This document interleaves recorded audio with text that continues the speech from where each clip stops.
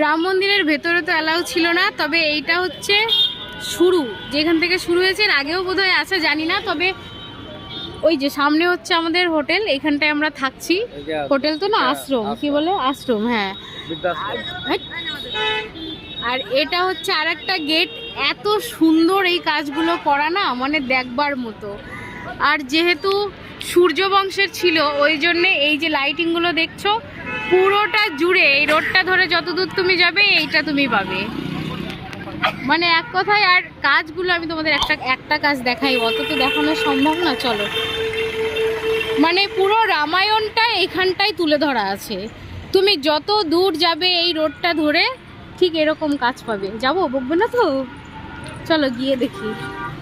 এই দেখো, এটা কিন্তু বানানো, এই যে ধরতে পাচ্ছি, মানে পুরো এই যে মোটা হাত, এইটা বোধহয় কিছু একটা দিচ্ছিল। অত তো পুরো রামায়ণের সব সিনের কথা তো মনে নেই, তবে সেই সব সিনের মধ্যেই এটা কোনো একটা। আর এইরকম ধরে এই যে তুমি রোডটা ধরে দেখতে যে পাচ্ছ, যত দূর যাবে এটাই তুমি পাবে।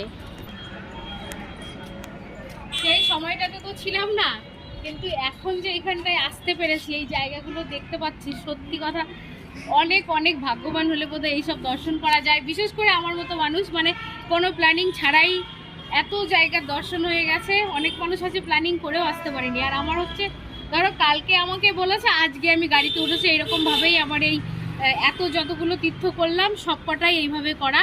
আর তার মধ্যে এই যে রাম মন্দিরও একটা ছিল, যেটার ভেতরে ফোনটা যেহেতু অ্যালাউ নেই, কিন্তু এই যে রাস্তাগুলো এই যে যতটা দেখছো খুব সুন্দর।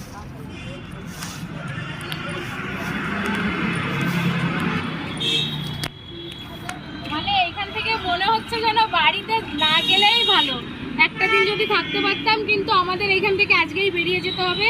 আর এইখান থেকে আজকে আমরা বেরিয়ে যাব হচ্ছে কাশিতে।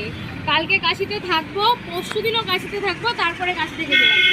তো তোমাদের কেমন লাগছে আর কে কে চাও রাম মন্দিরে আসতে, অবশ্যই কমেন্টে জানাবে। এই দেখো, এইখান থেকে এই সাইডটা থেকে পুরোটা বোঝা যাচ্ছে, এই যে ডিজাইনটা।